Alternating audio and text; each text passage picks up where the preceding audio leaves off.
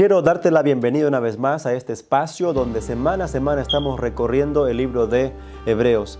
Hasta aquí vimos que esta carta llega a una iglesia que está con problemas, que está siendo perseguida tal vez, que está a punto de desanimarse. Y Pablo, en su preocupación por su iglesia, escribe esta carta que es más como un sermón para amonestar y también animar a su iglesia. Animarles a que sigan poniendo su mirada solamente en Jesús. Es por eso que el título de esta lección número 7 es Jesús, el ancla del alma. Si continuamos la secuencia de la palabra de Dios en Hebreos, el capítulo 4 habló sobre Cristo como nuestro gran sumo sacerdote. Pablo podría continuar su teología, sin embargo, hace como un paréntesis el capítulo 5 y 6 para advertir a su iglesia contra la apostasía. ¿Y qué es la apostasía, mis queridos hermanos?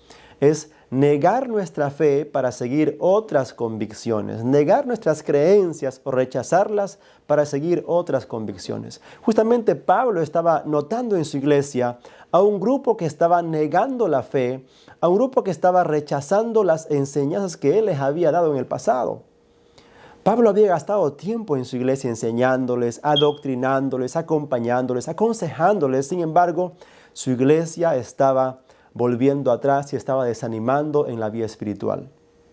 Vamos a ver algunos versículos del capítulo 6 y vamos a analizar lo que Pablo quiere enseñarnos en esta carta y cómo podemos aplicarlo hoy a nuestra vida como cristianos. El capítulo 6, toma tu Biblia ahí, el capítulo 6, versículo 4, dice lo siguiente: porque es imposible que los que una vez fueron iluminados y gustaron del don celestial y fueron hechos partícipes del Espíritu Santo, y asimismo gustaron de la buena palabra de Dios y los poderes del siglo venidero.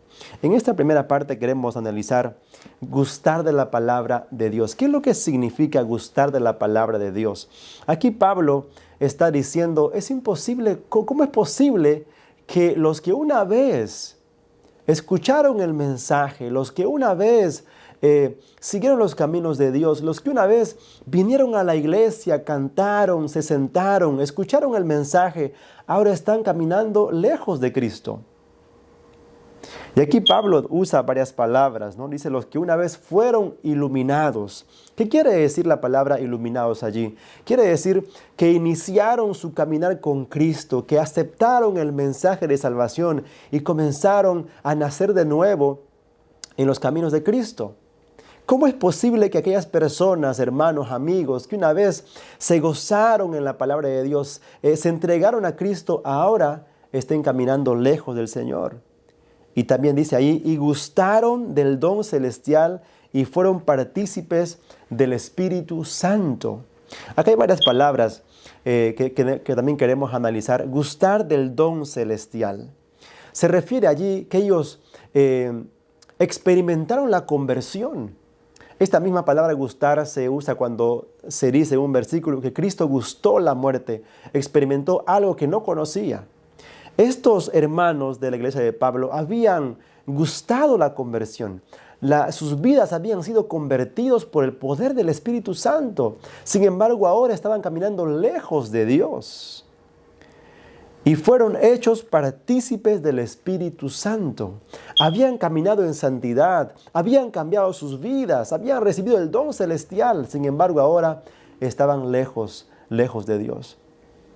Eso quiere decir, hermanos, que por más que recibamos la verdad y no caminamos en la verdad o no perseveramos en la verdad, podemos un día alejarnos de los caminos de Dios. Es por eso que Pablo, si no me equivoco, en Corintios dice, ¿no? El que piense estar firme, mire que no caiga. Y Pablo aquí está amonestando a su iglesia. Y el versículo 5 dice, y asimismo gustaron de la buena palabra de Dios. Gustaron de la buena palabra de Dios. ¿Qué quiere decir eso? Que esos hermanos que un día aceptaron el evangelio de Cristo, aceptaron las buenas nuevas de salvación, ahora no estaban ya más en la iglesia, no estaban ya más en los caminos de Dios. Mis queridos amigos, ¿cuánto de nosotros o de los que nos están escuchando ahora una vez estuvimos en la iglesia, participamos, nos gozamos en la palabra de Dios, nos gozamos en el Espíritu Santo, con los hermanos, con los cánticos, con los sermones, con la palabra de Dios. Pero hoy caminamos lejos de Dios. Hoy no queremos saber nada de Dios. ¿Cuántos amigos aquí en Estados Unidos que un día en sus países adoraban a Dios con humildad, con integridad, con sus familias, sus hijos, sus padres? En este país ya no más van a la iglesia, ya no más se acuerdan de Dios. Mucho cuidado con la apostasía, con negar nuestra fe. Y negamos nuestra fe no solamente no yendo a la iglesia, sino que también andando como nosotros queremos andar. Y eso es lo que Pablo justamente amonesta a su iglesia. Y Pablo pone un ejemplo de la generación del desierto, ¿no? Los israelitas en el desierto gustaron de todo esto. Vieron los milagros, fueron guiados por el Espíritu de Dios. ¿Qué más? Gustaron de la palabra de Dios, del maná en el desierto, pero fueron incrédulos, apostataron, rechazaron a Dios. Y Pablo dice a su iglesia, mucho cuidado, así como pasó la generación del desierto, también les puede pasar a ustedes. Por favor, perseveren hasta el final, no se desanimen. Vamos a ver la siguiente parte de este versículo, que es el versículo 6. Dice, y recayeron, sean otra vez renovados para arrepentimiento, crucificando de nuevo para sí mismos al Hijo de Dios y exponiéndole a vituperio. Muy bien, aquí Pablo, en los versículos 4, 5, está diciendo cómo es posible que la gente que un día asistió a la iglesia, que la gente que un día creyó en el Señor Jesús, ahora estén caminando lejos. Ahora estén caminando en los caminos de sus propias decisiones, sus propios deseos. Y aquí Pablo, el versículo 6 dice, y apostataron. Aquí está recayeron. La palabra aquí recaer es apostatar en el griego. Dice, sean otra vez renovados para arrepentimiento. Pablo está diciendo aquí que es imposible que los que un día apostataron se arrepientan o que tengan otra oportunidad, una segunda oportunidad de ser reintegrados a la familia de Dios. Eso quiere decir Pablo. ¿Qué es lo que Pablo está queriendo decir aquí a su iglesia? Primero, Pablo está poniendo la base primordial de que no hay salvación aparte de Cristo. No hay otro camino de salvación excepto a través de Cristo Jesús. Ahora, cuando él dice aquí que es imposible que los que recayeron, ¿no?, sean renovados al arrepentimiento, crucificando de nuevo para sí mismo al Hijo de Dios, está poniendo el ejemplo de las personas que crucificaron a Jesús. ¿Por qué los fariseos del tiempo de Cristo lo crucificaron? Porque odiaban a Jesús, porque miraban a Jesús como si fuera una amenaza para ellos. Pablo está usando el mismo lenguaje aquí en este versículo para explicar que aquellas personas que ven como una amenaza a Cristo, que no quieren saber nada de Jesús, por más que un día estuvieron en la iglesia, por más que un día se gozaron en los caminos de Dios, pero ahora en el presente están viviendo en un pecado continuo de rechazo a Cristo, no tienen oportunidad de arrepentimiento, no tienen oportunidad de salvación. Ahora, lo opuesto es si con humildad ellos regresan a los caminos de Dios, por supuesto que hay oportunidad. Las puertas siempre están abiertas, siempre en cuando el ser humano, las personas, vengan con un corazón contrito, vengan confesando sus pecados, se arrepientan y busquen otra vez los caminos de Dios. Porque, hermanos queridos, seamos sinceros, la vida cristiana involucra negación al yo, involucra tomar nuestra cruz y seguir a Jesús. La vida cristiana no es simplemente ir a la iglesia, no simplemente es tener unas creencias. La vida cristiana es compañerismo diario con Jesús, aprender a hacer su voluntad, a vivir para Él y por Él todos los días de nuestra vida, a cada momento. La vida cristiana, hermanos, significa negarse a sí mismo, la cual involucra crucificar al mundo y al viejo hombre, dejar la vida pasada y andar en vida nueva, crucificar la carne con sus pasiones y deseos. Y ya no vivir más en la vida antigua, sino que vivir bajo la vida nueva en Cristo Jesús. El propósito de la vida cristiana es que suframos una muerte. Para que tú puedas nacer de nuevo tienes que morir. Es la ilustración o la figura que usa Pablo en Romanos, en la Biblia. Para que tú puedas nacer de nuevo tienes que morir. El yo tiene que morir. Nuestro yo tiene que desaparecer. Tenemos que negarnos a nosotros mismos, a nuestros deseos, nuestros planes y seguir los planes de Jesús. Eso es la vida cristiana. Hoy en día pensamos que la vida cristiana simplemente es pasarla bien en la iglesia, es cantar al Señor, alabar, decir santo, santo, ¿no? Gloria a Dios. No, hermanos. Eso es parte de, pero la vida cristiana en sí tiene que ver con cambio de vida, con transformación y poder del Espíritu Santo.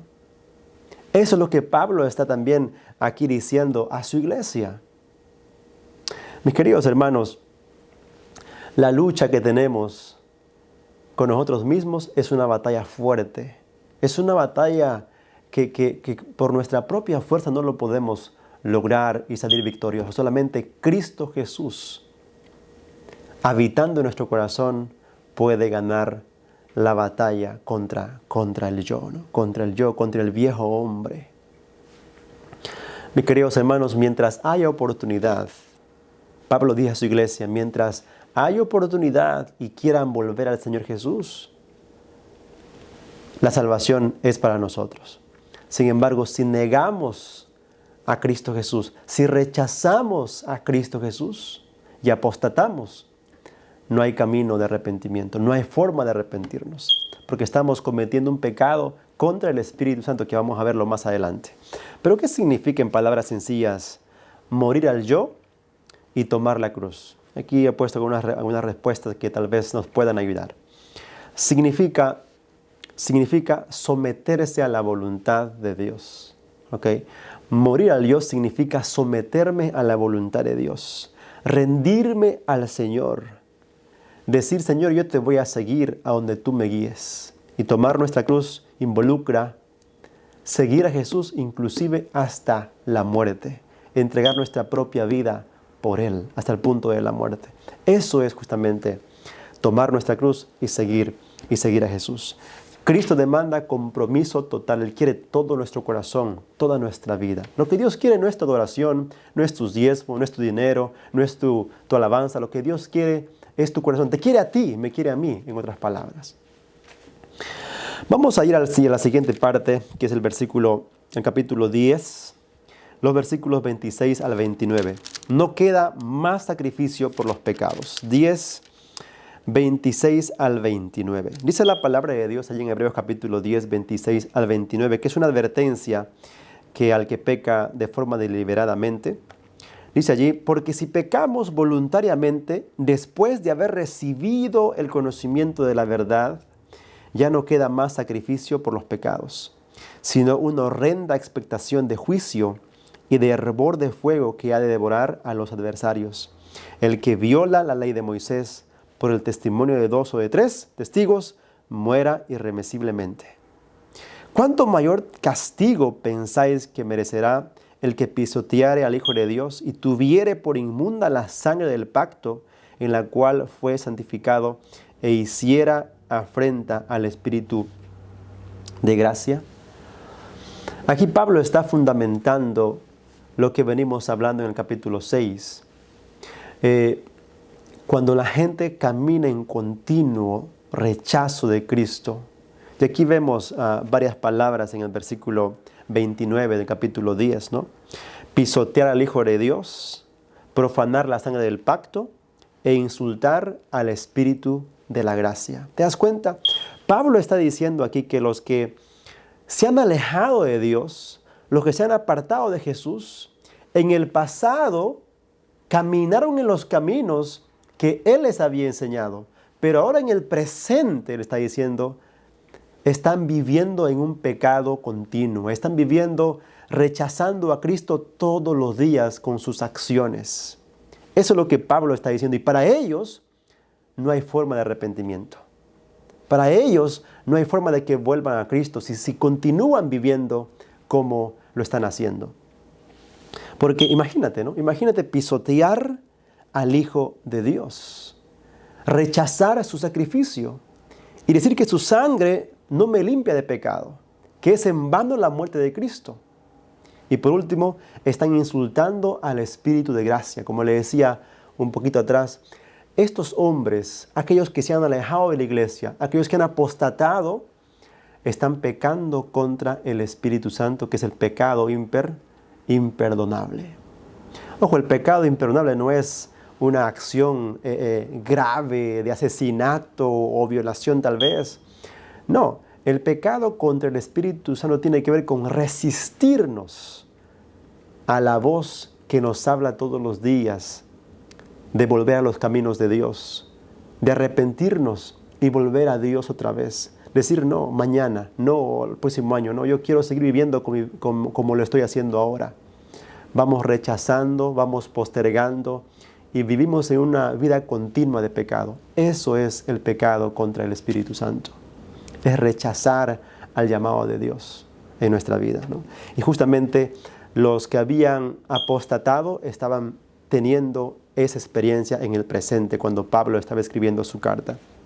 Es decir, el apóstata está en una posición insostenible. Rechaza a Jesús, su sacrificio y al Espíritu Santo. ¿Qué oportunidad de arrepentimiento, qué oportunidad de salvación puede tener aquel hombre o aquella persona o aquel grupo de personas que rechaza a Jesús, que rechaza su sacrificio y que también rechaza al Espíritu Santo? Saca tus propias conclusiones, ¿no? Entonces Pablo dice que no hay forma de que se puedan arrepentir. Pablo ahora, después de amonestar a su iglesia, después de poner estas palabras fuertes para su iglesia, él anima a su iglesia a continuar poniendo su mirada en Jesús. Vamos a ir al capítulo 6 otra vez, los versículos 9 y 10. Dice ahí la palabra de Dios. Pero en cuanto a vosotros, a los que están perseverando, ¿no? Oh amados, estamos persuadidos de cosas mejores y que pertenecen a la salvación, aunque hablamos así, porque Dios no es injusto para olvidar vuestra obra y el trabajo de amor que habéis mostrado hacia su nombre, habiendo servido a los santos y sirviéndoles aún. ¿Te das cuenta? El otro grupo que está perseverando a pesar de los problemas, a pesar de las dificultades, a pesar del materialismo, a pesar de la pandemia y las pruebas, hay un grupo que está perseverando. El grupo que apostató se quedó allí, rechazó a Cristo, pero este grupo aún sigue sirviendo a Dios y también sirviendo a los santos, a los líderes, a los hermanos entre ellos. Están haciendo obras de bendición para otros. Porque, amigo, la vida cristiana no simplemente es aceptar doctrina, aceptar información, sino que es actuar, es hacer obras de bien, no para salvación, sino porque el amor de Cristo, su salvación que Él me ha dado, me anima, me invita, y la mayor evidencia de que yo estoy en Cristo es que yo amo a mis semejantes, yo amo a mi prójimo. Y aquí Pablo los persuade y les dice, o los anima y le dice, vienen cosas mejores para ustedes. Hay cosas mejores para ese grupo que ha perseverado, se ha mantenido vivo en la vida espiritual, ha mantenido vivo las fuerzas espirituales, perseverando en los caminos de Dios. Y les pone el ejemplo de Abraham. Ya no les pone el ejemplo de los que estaban en el desierto, ¿no? Los israelitas que tuvieron todo, pero rechazaron, apostataron. Pablo ahora les pone en el capítulo 6, versículo 13, le pone el ejemplo de Abraham, que por la fe alcanzó la promesa, heredó la promesa. Mis queridos hermanos, hasta aquí vemos cómo Pablo está preocupado por su iglesia y anima a su iglesia. Aparte de reprender, no solamente hace reprensión, sino que también anima a su iglesia. Y les dice, como última parte, mis hermanos queridos, Jesús es el ancla de nuestra alma. Pasemos al capítulo 6, los versículos 17 al 20. 6, 17 al 20 dice así. Por lo cual, queriendo Dios mostrar más abundantemente a los herederos de la promesa la inmutabilidad de su consejo, interpuso juramento para que por dos cosas inmutables, en las cuales es imposible que Dios mienta, tengamos un fortísimo consuelo los que hemos acudido para asirnos de la esperanza puesta delante de nosotros, la cual tenemos como segura y firme ancla del alma y que penetra hasta dentro del velo, donde Jesús entró por nosotros como precursor, hecho sumo sacerdote para siempre, según el orden de Melquisedec. Aquí Pablo da la seguridad de salvación para aquellos que no se han desanimado, para aquellos que han perseverado en la fe, que han permanecido en los caminos de Cristo. Pablo les alienta a continuar y a poner su mirada y a saber reconocer que solamente en Jesús ellos pueden estar anclados en la verdad, anclados en la salvación que Cristo Jesús les ofrece. Ahora Dios les prometió con juramento, hermanos queridos. Aquí Dios jura no por otra cosa, sino por Él mismo. Dios jura dar salvación a su pueblo. Ahora, cuando un ser humano jura, un ser humano promete, un ser humano hace un pacto, el ser humano puede fallar, el ser humano es falible, se equivoca, se desanima, algunos son más sentimentales que otros. Fallamos, nos equivocamos, no cumplimos nuestra promesa o nuestra palabra. Pero Dios, hermanos, Dios no es hombre para que mienta. Él va a cumplir su palabra, lo cumplió en el pasado y también lo cumplió en cada uno de nosotros, entregando a Cristo como nuestro Salvador. Y Pablo dice aquí a su iglesia, mis hermanos queridos, Dios nos dio su promesa con juramento, nos dio la seguridad de la salvación, le prometió a Abraham, lo prometió a David. Y vemos que cuando Moisés vio a su pueblo apostatar en el desierto, cuando estaban adorando un becerro de oro, se habían rebelado contra Dios. Moisés reclamó la promesa de Dios. Le dijo, la promesa que tú le hiciste a Abraham, que daría descendencia, que ellos alcanzarían salvación. Te ruego por esa promesa. Y Dios cumplió su promesa y no castigó al pueblo de Israel por amor a la promesa que él le había hecho a Abraham. Porque Dios, amigos, cumple su promesa. Si Dios te promete algo, Él lo va a cumplir. Si Dios te ha dicho en su palabra que te va a perdonar, Él te perdona. Si Dios te ha dicho en su palabra que Él te da vida nueva, Él te va a dar vida nueva, porque Él es un Dios que cumple su palabra, que honra su palabra, que mantiene su promesa, que mantiene su palabra. Y eso Pablo nos muestra.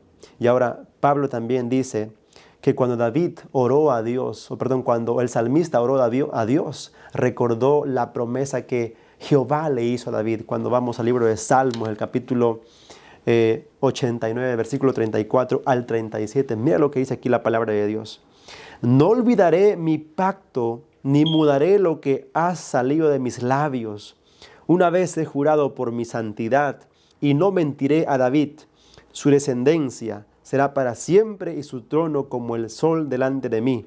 Como la luna será firme para siempre, y como un testigo fiel en el cielo. Como es la promesa de Dios, no muda, no cambia, no se arrepiente. Él cumple su promesa. Ahora, todas las promesas que se le hicieron en el pasado a Abraham, a Jacob, a Isaac y también a David, se cumplieron en Jesús. Cuando vamos al libro de Lucas capítulo 1, 54 y 55, dice la palabra de Dios allí. En Lucas capítulo 1, 54 y 55. Dice, socorrió a Israel su siervo, acordándose de la misericordia de la cual habló a nuestros padres para con Abraham y su descendencia para siempre. Dios cumplió sus promesas en Jesús. Eso fue la primera seguridad que tenemos. Pablo les dijo a su iglesia, ustedes están seguros porque cuando Dios promete algo, Él lo cumple. No se desanimen, sigan perseverando, aún en los problemas, aún en las dificultades, sigan adelante. Y le da una segunda seguridad, es que Cristo ascendió al cielo y se sentó a la derecha del trono de la majestad en las alturas. ¿Para qué? para interceder por cada uno de nosotros. Hermanos queridos, ¿qué más seguridad de salvación podemos tener? Tenemos el juramento de Cristo, de Dios en su palabra, que Él va a cumplir su promesa. Y tenemos a Cristo a la derecha de Dios, sentado en su trono, para interceder por cada uno de nosotros. Eso es lo que nos dice el capítulo 6 y el versículo 20, que Cristo entró por detrás del velo para interceder por cada uno de nosotros. La presencia de Jesús ante el Padre es el ancla del alma. ¿Qué más seguridad necesitamos? ¿Qué más seguridad necesitas de tu salvación? Mis queridos amigos y hermanos, qué hermoso es saber que tenemos un ancla segura en Jesús. Que tu salvación y mi salvación no están basadas en las obras que yo hago. No están basadas en la conducta que yo tengo. No están basadas en cuán bueno soy o cuán malo soy o cuánto hago para la iglesia o para la obra de Dios. Sino que está basada solamente en Jesús. Solamente en Él, ¿no?